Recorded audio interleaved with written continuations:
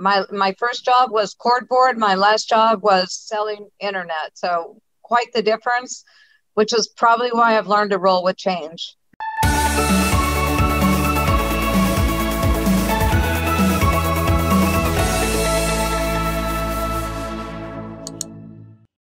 Hi, everybody. Welcome back to Happy Agent Podcast. I am one of your hosts today, Mr. Jeff Beggins, and my brother sitting right next to me, Zoom. Craig Beggins. Hi, everybody. And we've got our adopted brother, Mr. Mike Puma, hanging out in the background. Hey, everyone. So today is a really fun time with our company, 16 years, right? Back to 2004. It's amazing how time flies on that. And we have Jaci Stone. So Jaci, welcome. Welcome. Thank you. I'll start out, Craig, and then you kind of tell me. What I love about what Jaci is doing is always innovating, always doing something new, keeping up with everything that's happening there. What have you watched as the evolution of Jaci over the last 16 years? I think the amazing thing about Jaci is Jaci engages in almost everything we do. She watches our trainings. We say, hey, why don't you call out-of-town owners? And Jaci will come back and call out-of-town owners, and she'll call me or text me and say, hey, guess what I did? I called some out-of-town owners and I got a listing appointment. I mean, it's just like a standard. We'll give her a task and she goes and does it. Every top agent luncheon, I can't think of one you've missed. We travel around the country, go to global conferences because you're masters most of the time. Yes.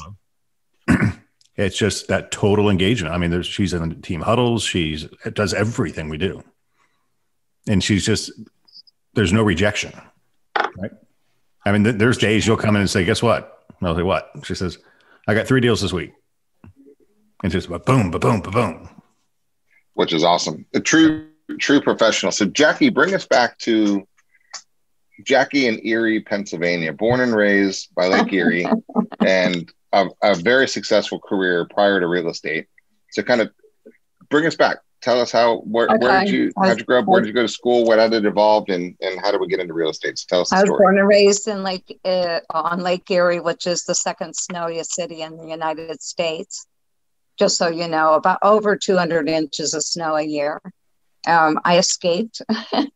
And when I graduated, I didn't want to go to the same college that everybody else did. So I chose to go to Ohio and go to school. And then I got married and had kids, and I moved all over the country because my husband at that time, not the same one I have now, was in the military. So I lived in Washington, D.C., in Washington State, in Alabama, in Louisiana, all over the United States. While I was doing that, I worked summers for GTE, General Telephone and Electronics is what it was called. And they hired me when I got out of school, and I worked for them for 30 years. And in that 30 years, they moved me, by the way, with Cardis 8 times. So I was very familiar with Cardis when we started doing it in our company, which was really helpful for me. And at that point, I lived again in Ohio and Pennsylvania, in 3 spots in Pennsylvania. And then my last career job was when they transferred me to Tampa, Florida. Thank you, Lord. And I came to Tampa. Verizon bought out GTE. And the last 4 years of my 30, I worked for Verizon. So this is cool to me. I love, for a 30-year career, started right out of college. What was your first job with GTE? I was one of the first. Did you have those little plug-in things? I did. I worked that when I was in college, but I was one of the first females in the frame room. And my very first job was disconnecting people for non-payment. So I used to have to climb up a ladder because before then they didn't have, everything wasn't computerized. And I would climb up a ladder, I would plug in a headset, and I would say, hi, this is Jaci from the phone company, and I'm disconnecting your service for non-payment. And then they would start cursing at me, and then I would just pull the clip and their phone would die. Did you actually climb a telephone pole? Yes, I did. I actually passed pole climbing school. Yes. And just so you know, Jaci, are you 4'11" or are you 5 foot? Not even. I think I just got measured when I went to the doctor, and I think I shrunk. I'm 4'10". And yes, I passed pole climbing. So it was an interesting career. And then my second job at the company was in the repair department, where I repaired phones and would go to people's houses and fix their telephones because everything was hardwired. And for then those of you younger agents watching, we used to have telephones in our houses that were plugged into the wall. That's true. And after that, they saw some potential in me and they promoted me. And I went into management, and I was a repair supervisor and then a billing supervisor. That was painful. And then I became sales supervisor, and I discovered I loved sales. And by the time that I retired, I was manager of an entire department. I had about 900 employees. And my job was to make sure that they sold, sort of like you guys. It's your job to motivate us. It was my job to motivate them. And that's where I retired from. Wow. Well, I think you definitely found your calling there from the sales perspective on it, because you were really, really good at that. So Tampa, Florida comes in, and you knew the countdown was coming, so you're going to retire? Yes. And then, so where did the thought come in about real estate? Where it's like, what am I going to do when I retire? Because I'm not just going to sit around and watch Price is Right. Like, what was the idea there? Well, there was no Netflix at that time, so I couldn't watch Netflix. No, I'm kidding. Basically, this is really weird. I was sitting at a hairdresser's, and I was getting my hair done, and Mary Ranelli was a hairdresser in that salon. And I was talking to the girl doing my hair, and I said, I just want to do something where I'm responsible for my own sales. This is what I want to do. I'm bored. I don't want to stay home anymore. I stayed home for 9 months and went out of my mind. And she said, you should go into real estate. She said, you're very personable, and don't ever go anywhere but Century 21 Beggins. And so I looked into it, went to real estate school, came to Beggins, interviewed with Peter, and 16 years later, here I still am. I was just thinking about the changes in the last 16 years from, real estate 16 years ago to real estate now is almost like plugging in the phone to the wall, right? to doing what we're doing. I mean, the evolutions that you've witnessed since then has been pretty cool. And let's talk about that for a second. What are the biggest changes that you've seen? Because there's a lot of, as you know, a lot of agents in the business haven't been in for 16 years, right? It's an anomaly. It's few and far between that are true veterans at that stage. So what have you seen from your perspective, the biggest evolutions from 2004 through now we're in 2020? When we started here, we advertised, we had the newspaper, and we had that paper that we put out with all of our listings. And a lot of times things would sell before it ever got published. And that was a little crazy. We hand wrote every single contract. We didn't have transaction desk, and we certainly didn't have dot loop. So there's a lot of different things that have innovated, although I have written a number of contracts on the hood of my car. So, it's changed over the years. There was no Facebook, there was no Instagram, there was no technology that way. There was internet, but it wasn't quite as advanced when I first started. We used to get our Zillow leads. Yeah. Right. We used to not like Zillow too much, but anyway, there's been a lot of changes, and I learned a long time ago that the only thing in life that's constant is change. And so I have rolled with it every single time that anything changes. I just, okay, Mike says do this on Facebook. Okay, no problem. Instagram, yeah, no problem. I go out and I advertise and do the things I need to do, and have totally changed the way I operate my business, which is a good thing. I have I use Zap as my CRM. I reach out to all of my past clients. We didn't have that when I first started. So there's a lot of different things that I've learned over the years. And Craig, once again, the coolest thing about Jaci is she tries it. I mean, she just tries everything. even social media with Puma's crazy advertising strategies and stuff. Here's Jaci, boom, let's try it. Instagram, I'll do that. But that's the thing, right? Zero resistance to change. Right.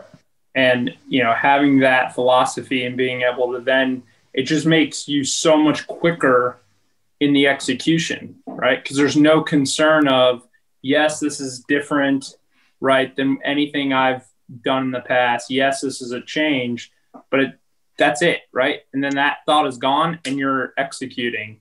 And that speed to execution is so big in any business, but especially this business. And there's a reason that you have been so successful and others haven't. I wonder it has something to do with moving so many times. You adapt to change. You rattled off like 13 different cities. Yeah, I've lived all over the country and I have a lot of knowledge in that. But I liken it to my first job at GTE was the old cord board. So those things you see, those old photos with the girls with the headsets and plugging a cord in. Let me tell you something. We could hear every single thing anyone ever said, by the way.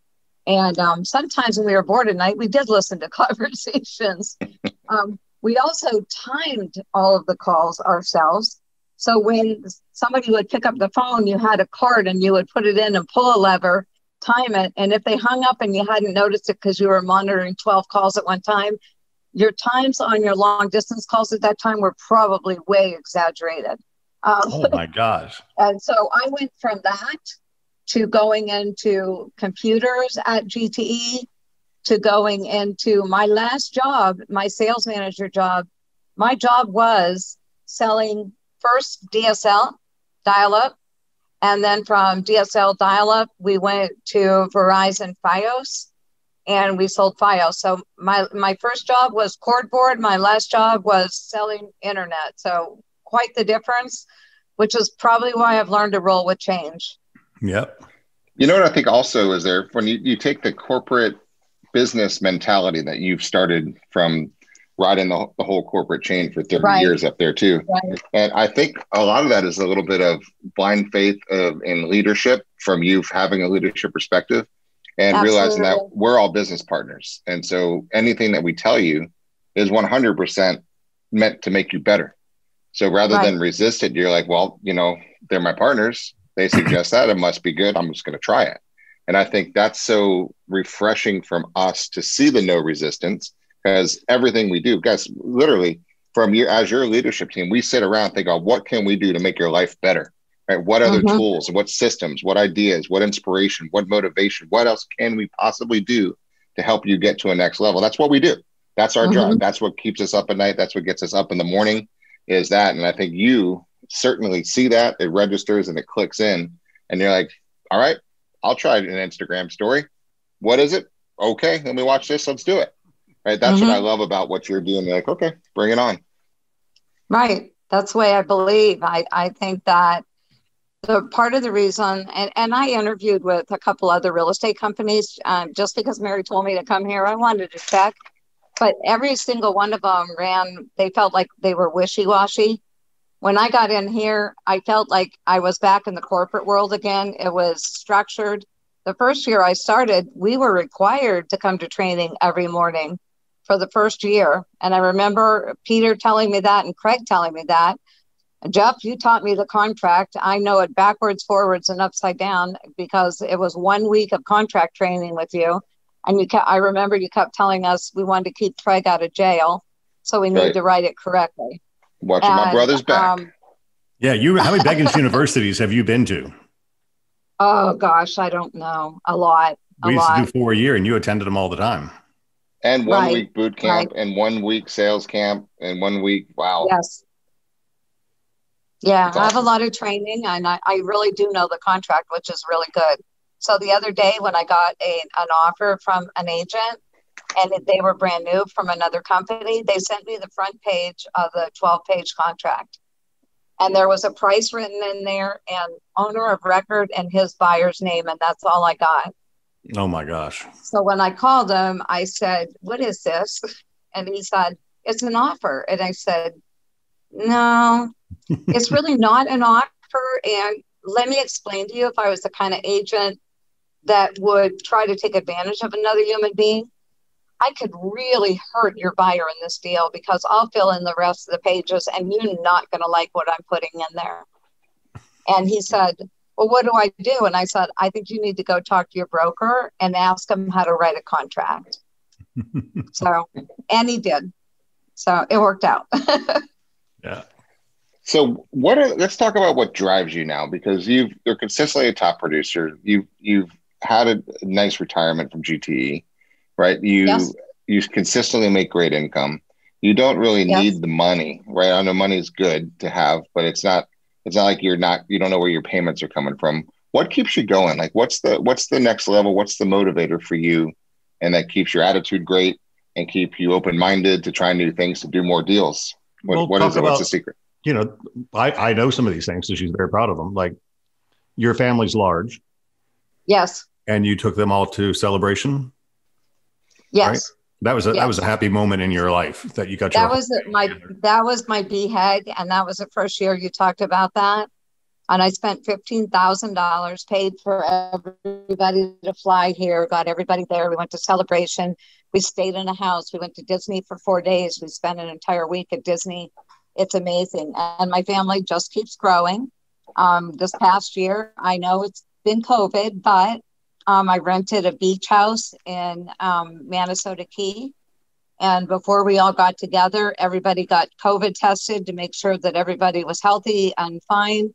We all stayed in this beautiful beach house on the ocean and just enjoyed family and enjoyed one another. It was amazing. And there were 17 of us. And as of yesterday, there are now 19 because Mark and I became great grandparents yesterday.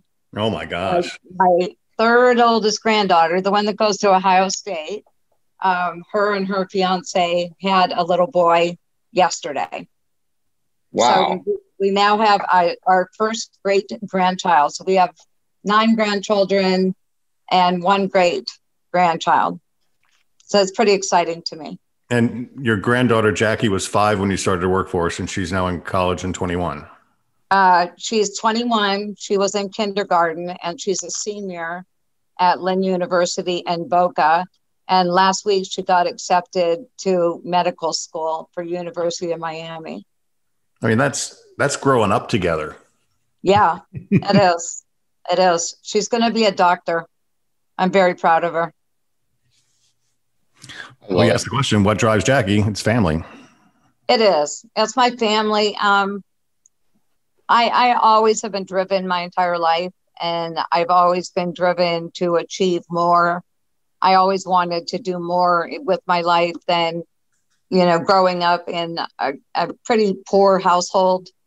But I knew that I had greatness inside me, and I decided that that's what I was going to do with my life. And I'm the only person in my family that graduated from college. I was very, very driven. I actually was going to be a school teacher, by the way. Well, you kind of are a teacher as a real estate agent, but what's your favorite thing about the real estate business? I love helping people. Is that a consistent theme, gentlemen? I think every agent we've had on these podcasts says, I like helping people.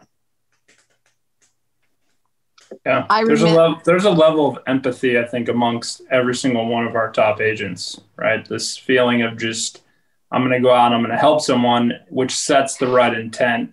Jaci's always had the right intent. And obviously, Jaci, you're driven heavily by family, but I would argue just as much, because every interaction we ever have, I can tell, I can feel it. If you're ever around Jaci, the energy that she puts off when she's in the building and when she's in real estate mode is through the roof, which tells me that you love what you do. You love the process. You just love it, right? It's almost a game to you at this point where, you do love to kind of slap that other agent around and say, hey, why don't you go back over there and make this right? And then and you do it in such a nice way where they can't even be mad at you. But you can just, there's this energy that comes off of Jaci that if you're ever around her, you're going to learn something and you're going to feel more motivated yourself, and you won't even be able to really figure out why. And she just loves what she does. And I think that in itself allows you to just constantly perform because you're loving what you do. You're loving the process. Absolutely. I absolutely love helping people. And Craig, I'm going to tell you, Margaret Lowe, when I first started, she said to me, if you're doing this for the money, you're in the wrong job. Yep. But if you're doing this for the people, you are going to make a lot of money and make a lot of people happy. And those happy people are going to take you along with their growth and the things that they do. And as an example, this year I closed 4 deals for one of my very first clients. And I sold, she gets divorced a lot. So I sold her and her new husband, a house on Lake Sunrise. And I sold her son a house in Triple Creek where I live. And I sold her best friend's son a house in South Tampa. And then I sold her ex-husband a house because he's the ex-husband and needed a house to go to. So, and this is like my 8th or 9th deal with her. And she said, I would never, ever consider using anyone but you. And I'm like, okay, that's wonderful. Thank you. I was thinking, I love it. We should probably document for fun the transaction you did earlier this year with the disabled woman. Yes. Because that was pretty special to you. It was very, very special to me. I actually turned that story in to Kira. Did you? Awesome. Yes. See what I mean, guys? Right there. Century 21 is having its 50th anniversary next year. And the chief marketing officer said in a video that I played at a sales meeting, hey, we want to have some really cool, excellent moments in real estate to celebrate our 50th anniversary. And I played that to the audience at sales meeting. And here it is. Jaci actually submitted it. Right? That's what I'm talking about. Almost everything we recommend, she just does it. I wish we had more people like you. But that was such a special moment. Well, you want to tell that story? Go ahead. I'm sorry. Yeah. No, yeah. Definitely. It was an off-city lead. It was $100,000. And to be honest with you, I rarely accept those when they're $100,000 because it's really hard to find a house at that point. But something told me in my brain that I needed to help this person. The very first phone call, she said, I'm handicapped. I'm in a wheelchair. And I said to her, that's not a problem because my husband also has a chair and we have a lift on the back of our car. And she's like, okay, fine. So it was a couple of months later because she was getting a settlement. And I met with her. I picked her up. She had a hard time getting in my SUV. No, she literally picked her up. Yeah, I did actually pick her up and put her in the car. All 4'10" of Jaci. And I took her out. We found a condo. Her goal in life was to own her own home. She was 62 years old and she'd never owned a home. And she wanted to be a homeowner badly. We found her a condo for $83,000 on a lake in Bradenton. It was a miracle. I don't know how we found that. And she bought the house. We closed on the house. Right after we closed on the house, unfortunately, she got extremely ill and ended up with COVID. And it's a long, long story. But the bottom line is, unfortunately, she passed away. She never got to move into her house. But after she died, her son called me because her son and I had had been talking. And he said, don't you understand? You did achieve my mother's dream because she wanted to own a house and she owned it. Whether she lived there or not, she still owned that house. And now I'm selling it for him, by the way. So that's kind of wraps it up right there. I think that quote from Margaret Lowe was great. If you're doing this for the money, you're not going to do well in this business. If you're doing it for the people, you'll do extremely well. Right. Exactly. You can't hide that sincerity. I just think everyone watching this is associated with the industry, or most people are, and we got a really huge following on this now, which is great. And I think we need to just take a second to be thankful that we're able to touch people's lives the way that we are. I mean, guys, we handle the largest financial transaction in people's lives. We handle the most intimate part of their life is their home, right? Mm-hmm. And we're their advisors. We hold their hands. We guide them through the good times and the bad times and the divorces and the marriages and the deaths and everything that goes along with it. There's a lot of emotional draw in this business. And that's why the common thread of empathy and caring and helping people. And it's never about the money. We all know we get paid well, but money comes when you help people, right? And the common thread through every top agent is it's never about the cash. It's always about a goal. They have something they want. To Jaci, it was to get, now it's going to be 19 people you're going to have to pay to travel together, right? Now you got to get a couple of different houses, but it's about, hey, you know what? I'm going to get everybody together because I love my family. You know, it's going to cost 20 grand. Okay. Let me go sell a few houses extra and here's my extra 20 grand for that trip.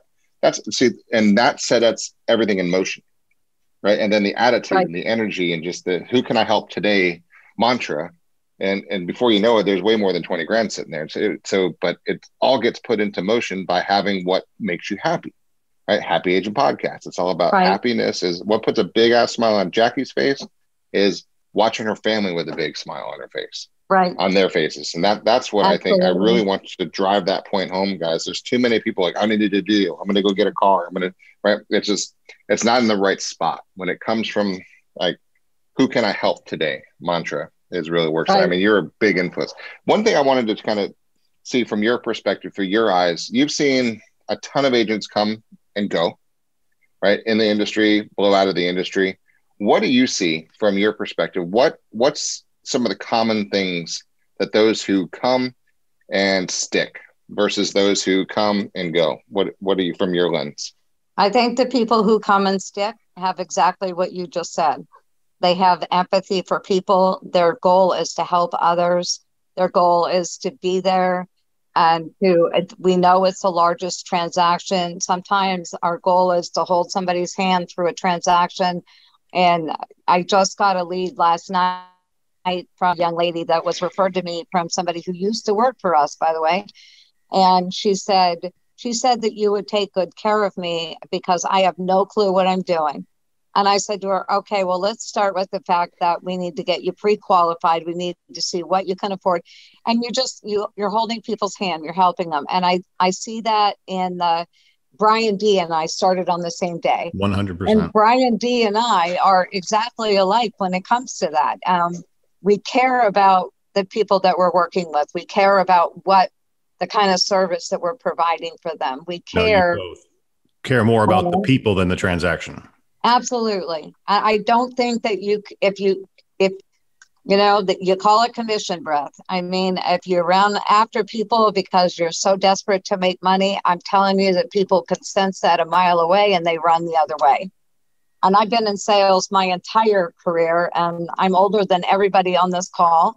And I can honestly tell you that even in selling internet, when I had employees that were all about, let's sell this, and they were all, concerned and whatever, I said, you got to quit chasing these people. And what you have to do is let them know that you care about what you're giving to them. And just so you know, I was #1 salesperson in 1997 for GTE, and they gave me a brand new BMW. Nice. I won. I think that was a little hint for Craig right there. Yeah. We're gonna raise the game for the top agency over here. No, hey, Craig, somebody did tell me the other day that they really thought that it was really awesome that our broker buys us all such nice cars. I've heard that a bunch of times. And I'm like, I said, what? Well, I think that's a great observation, though, and it really is true. And you got to come in it for the right things. So I think the happy agents, you know what I love about the story? I mean, that's probably one of your favorite transactions is the one that has a tragic ending with the lady who unfortunately $83,000 one. That's my point, Craig, right? And a lot of agents say $83,000 transaction. Yeah, I know it was a referral fee on top of an $83,000 transaction. 35% referral to Off City. Right. So she literally made $1.50 on this transaction. But yes, the reality of it is it wasn't about that. It's never about that. Right.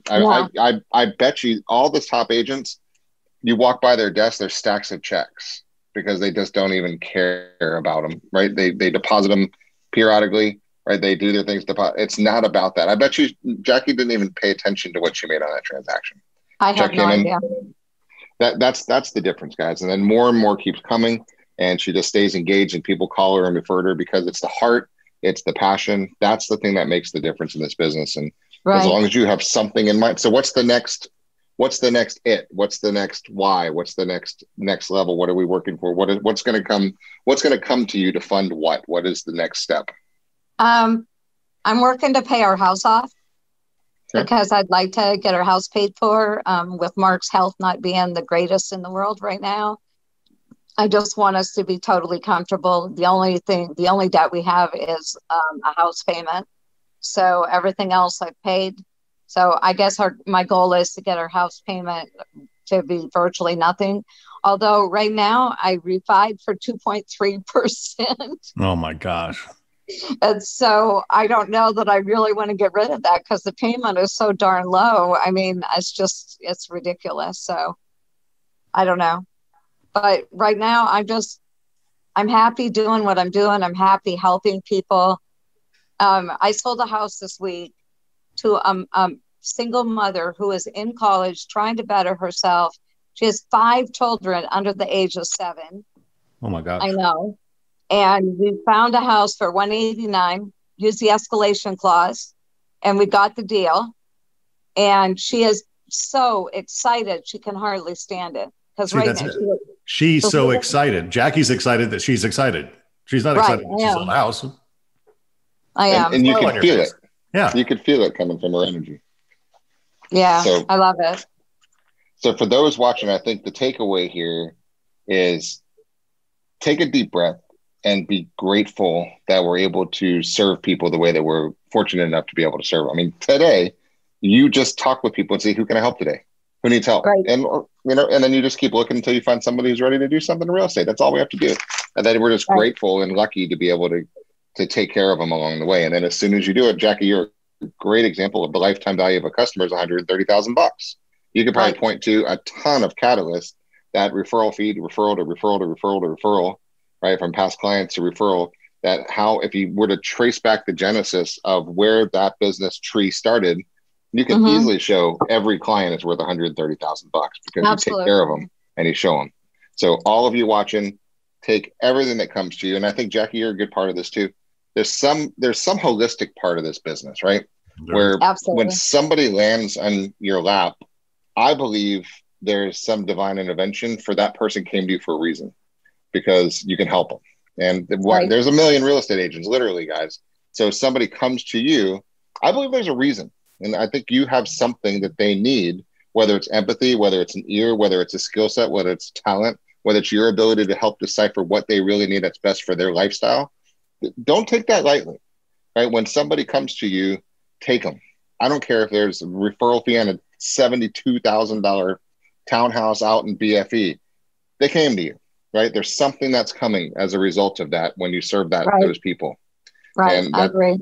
That service, that servant mentality to be able to take people and help them get to their next level. It's the law of reciprocity. You're a perfect example. It just comes back to you so many fold. And we're just fortunate. I think you're a great reminder of how grateful we need to be and how fortunate we are to be able to serve people the way that we're doing it there. Very much. I wish we had a stamp to just duplicate a bunch of Jackies running around, because that heart and passion it's rare. Jackie, I mean, you know this, and I don't think we tell you as much as we should. You've got an X factor that's extremely special, right? You're very empathetic, very caring, very passionate. Your testimonials are off the charts. You see it with all your past clients. But everybody watching, right? Follow Jackie, watch what she's doing. Just build up the heart and the energy, and just enjoy it. Have fun. Treat this like a sport. That's really what it is. And I'm a sports fan, so that's all good. Yes, you are. We have, they stole our own coach from the Gators, but that's okay. Well, Jackie, I want to say thank you for your 16 years of partnering. That's really big. You're very welcome. I wouldn't go anywhere else. I bleed gold, and you're good. So love it. Well, thank you for your time. I think there's a lot of great nuggets in this for those who are watching. Thank you. I want to, guys, thank you for watching the podcast, and thank you for your time, Jackie and Mike and Greg. You guys have a wonderful day. Talk to you guys later.